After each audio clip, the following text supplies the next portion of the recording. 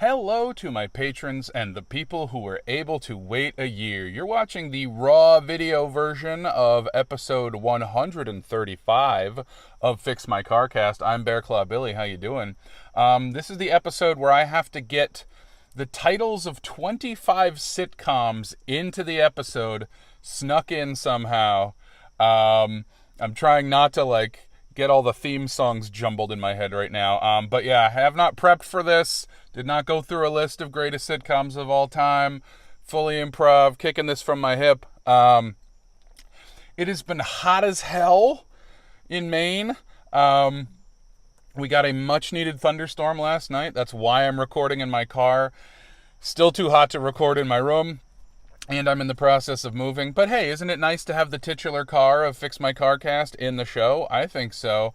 Okay, let me think of an opening line.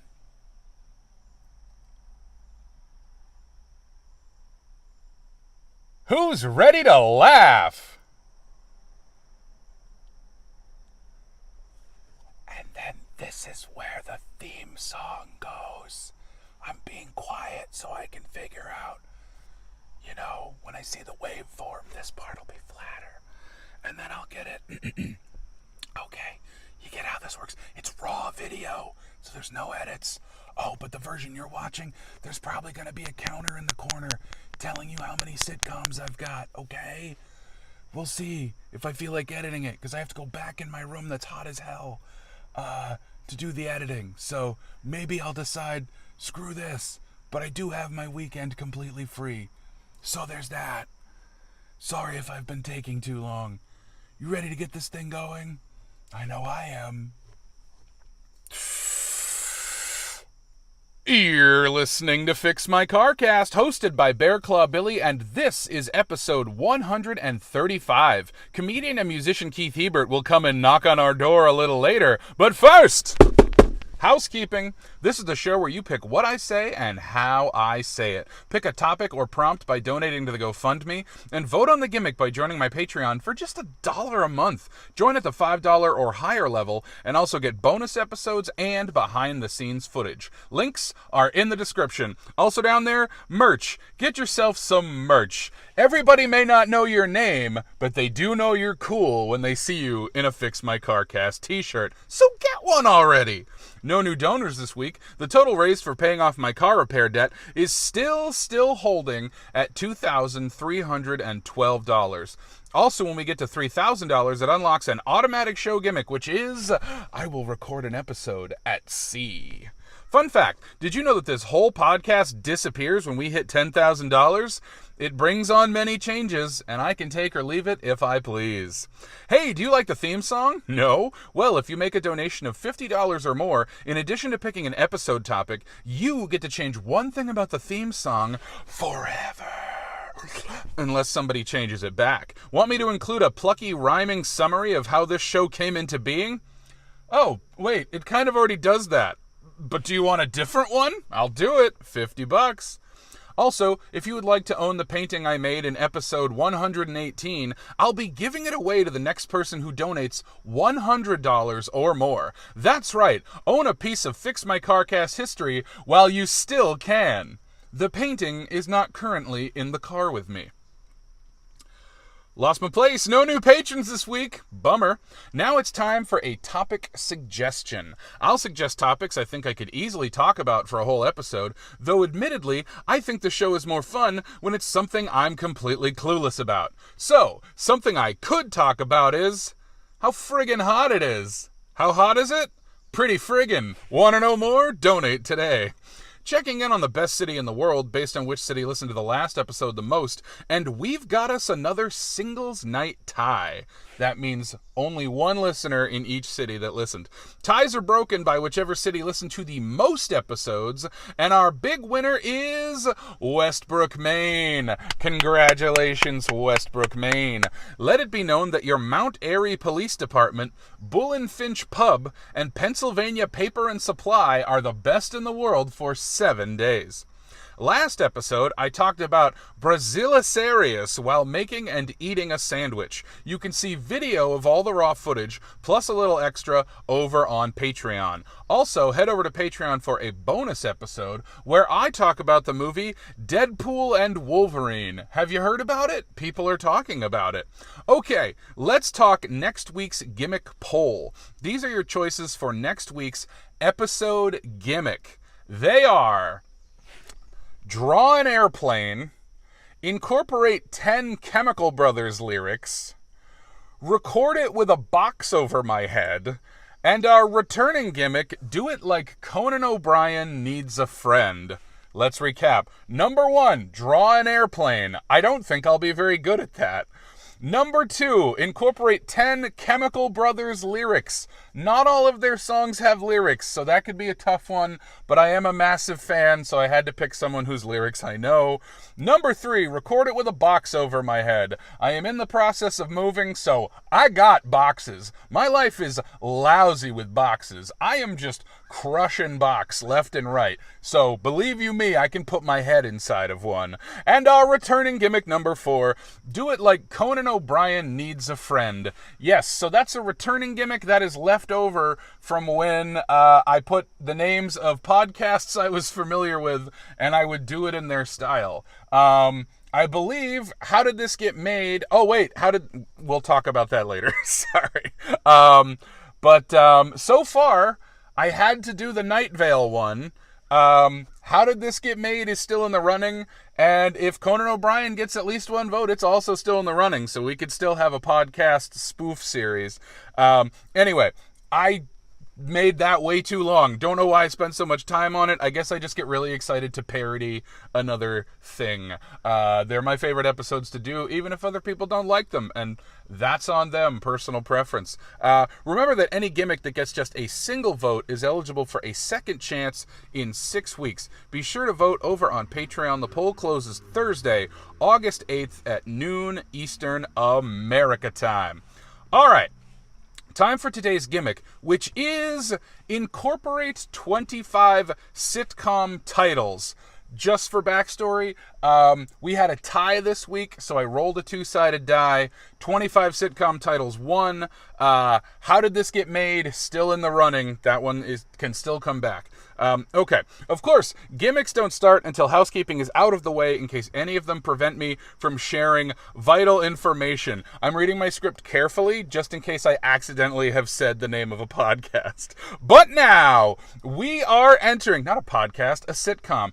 This one's off the rails, friends. Sorry, the heat has cooked my brain. But now, we are entering the gimmick zone. From this point on, gimmicks are active and everything is improvised. There's no sponsored topic for today's episode, so I'll take inspiration from a randomized Wikipedia page, which is... I have some pre-printed random Wikipedia pages, and I'm going to grab one at random, and today's topic is... nuclear anxiety.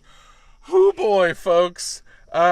Nuclear anxiety, also known as nucleomytophobia, refers to anxiety or even a phobia in the face of a potential future nuclear holocaust. Wow, folks, what a light and airy topic to try to put 25 sitcom titles in.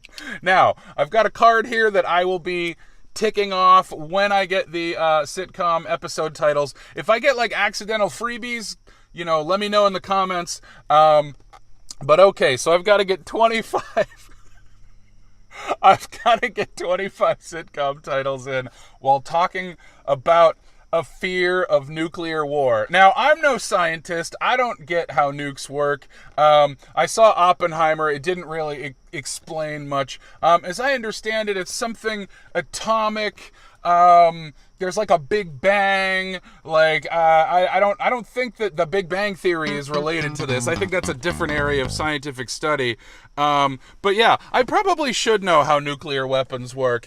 But you know, it's not really something that you talk about in casual conversation. You know, it doesn't come up at the office like, hey, are you afraid that we're all gonna die in a nuclear attack? So yeah, I'm very curious to read more about this. American anthropologist Margaret Mead viewed such anxiety in the 1960s as a violent survivalist impulse that should instead be channeled toward a recognition of the need for peace. Okay, so according to this, if you're worried about nuclear weapons, hey, don't sweat it. You know, just worry about making a better world. There you go. So stop worrying about getting blown up. Okay, so the term originates from the Cold War period and has been defined as a fear of nuclear war and its consequences. Okay, so I gotta be honest, this is a long.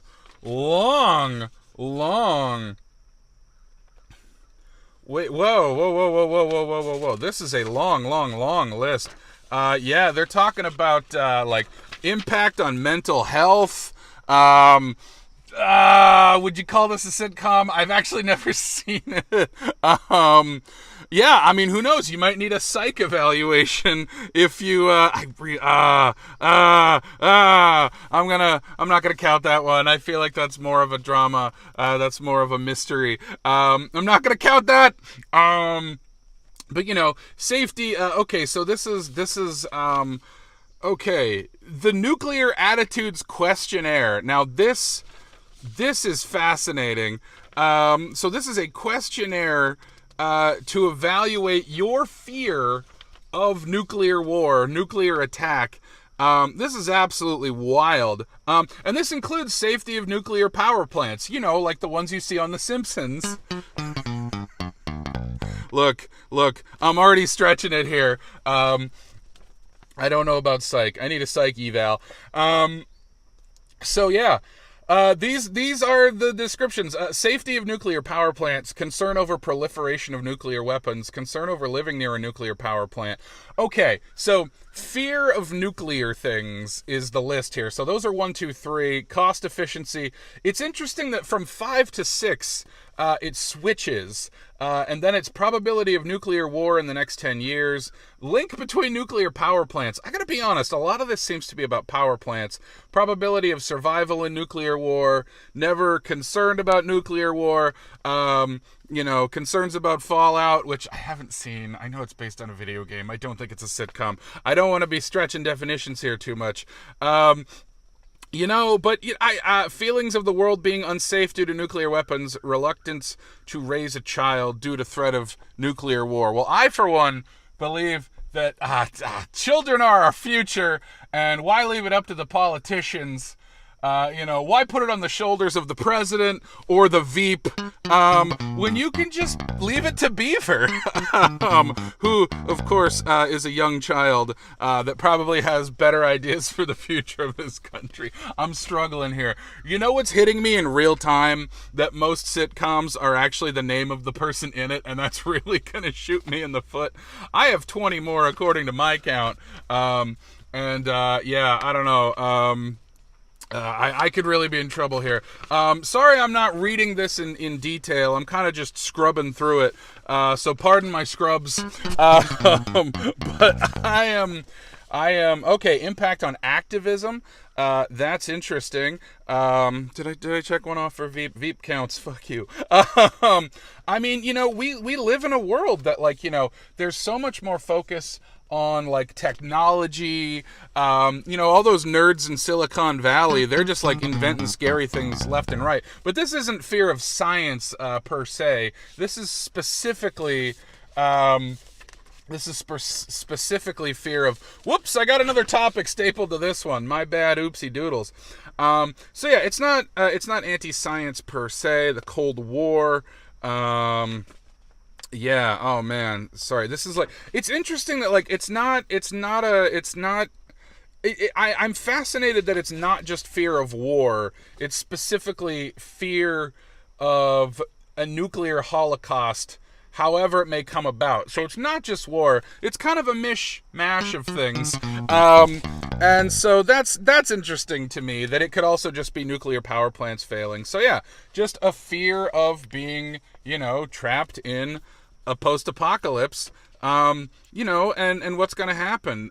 So it says here there's arguments regarding fear-mongering and social conditioning. There's no correlation between nuclear anxiety, political preference, or social class. That's interesting. We're all kind of even Stevens when it comes to fear of nuclear attacks. Regardless of who you are, you can get scared of it. That's interesting to me. Because I could see, if you feel a certain way politically, then you think, yeah, we're in safe hands, so you're not afraid of it. But yeah, according to this, it's like, yeah, both, all sides, are afraid of this. And it's like, how are we going to survive? It's not just fear for yourself. Number 15, reluctance to raise a child. So these are family matters that we're talking about. So I get where that fear could come from. Okay, so low subjective well-being. A study has found that men were less inclined to report anxiety. Well, yeah, because they're the ones building the bombs, am I right? Actually, I need to watch Oppenheimer again. I'm sure some women were involved, right? Christopher Nolan writes good lady characters. Hey, we're not talking about that.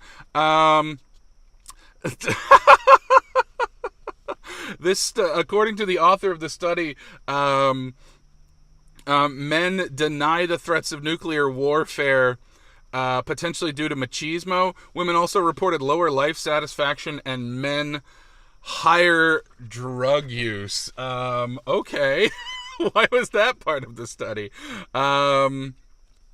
Effects on mental health also depended on whether subjects participated in disarmament activism. Those who did not faced bigger anxiety-related issues lasting until at least mid-adulthood, while those who did reported no increase in mental health. And yeah, apparently it leads to political activism. So that's interesting. Feelings of helplessness, treatment of nuclear anxiety. That's interesting. So yeah, you can just go to Dr. Kat's professional therapist and you can get treatment for your nuclear anxiety. That's great. Preparing food, medical supplies. Okay, yeah. So if you're like a prepper, that makes sense. It helps to be prepared. Folks, I am stretching. Gosh, I have so much further to go. Coping mechanisms used to treat nuclear anxiety. I hope one of them is the title of a nope. Distraction, situation redefinition. Interesting. Change your thinking, I guess. Direct action, catharsis, acceptance, seeking social support. You gotta have friends. Relaxation, and religion. Okay, well, there you go. Those are the things that can help you. And I've reached the end of the article, so now I got to go back through and just give you some of my thoughts. Yeah, we're gonna have to freestyle this one because that's all I got for info. That's not true though. There's some more stuff. Two adolescents spoke to Congress of their fears of nuclear war in an event hosted by the United States House Select Committee on Children, Youth, and Families. Okay. So yeah, that is really interesting. I mean, it makes sense that this exists. For sure, but it was just very surprising to get as a topic. More recent studies regarding nuclear anxiety in the 21st century are relatively scarce. So yeah, it's kind of interesting to me though that why has it dwindled? Is it just more there's less fear mongering? Maybe people are more trusting. Oh god. I am struggling. Well, I only have to fill 10 more minutes, and I'm not even halfway. I'm actually working my way up to halfway right now. I feel like I'm in the middle. That was the name of show. Right. Anyway, yeah, so I guess it seems like people are less afraid of this. Like, your average modern family is not as scared of nuclear holocaust, a nuclear fallout, and having to get in a big old bunker and just kind of wait it out.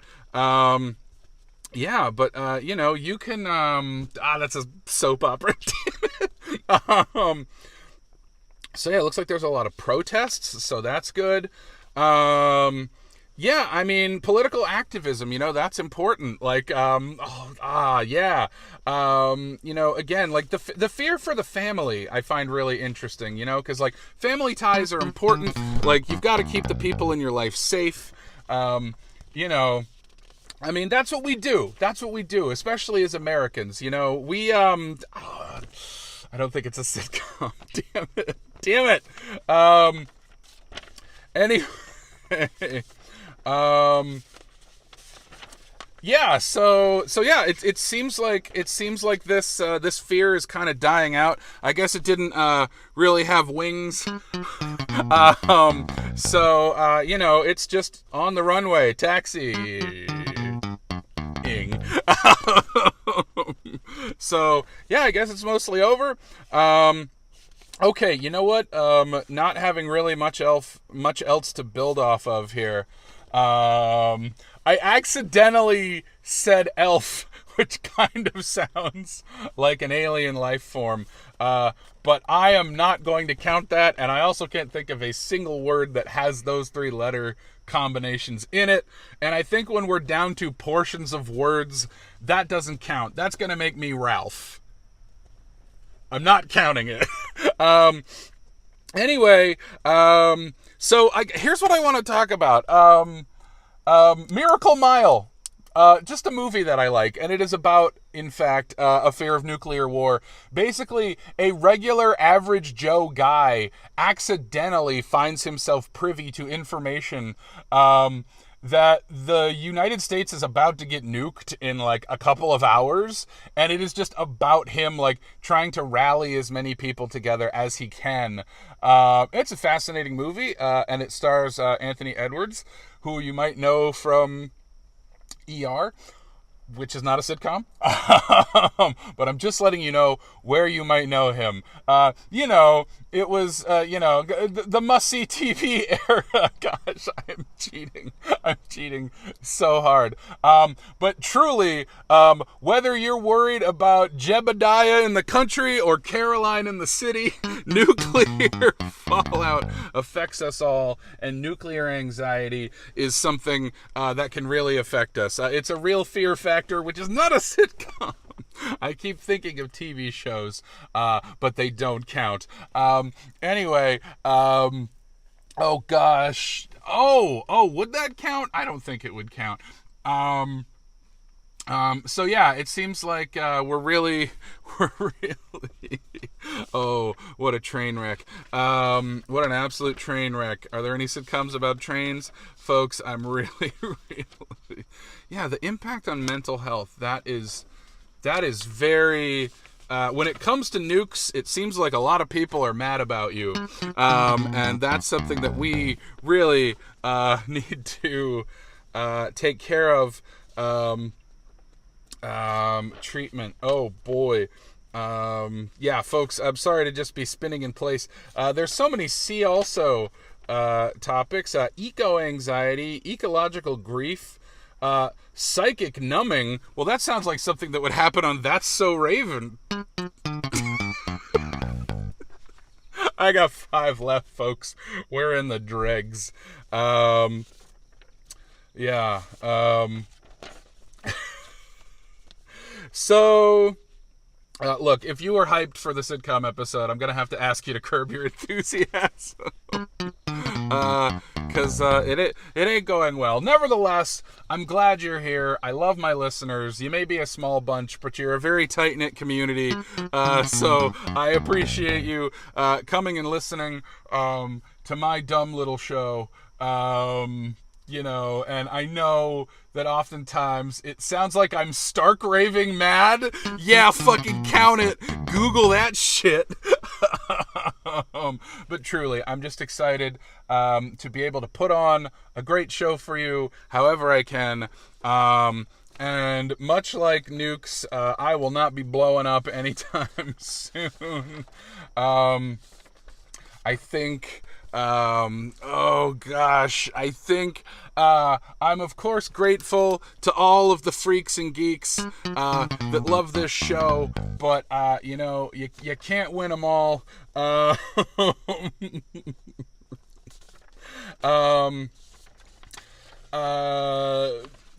I mean, here's the thing. Is it even fear?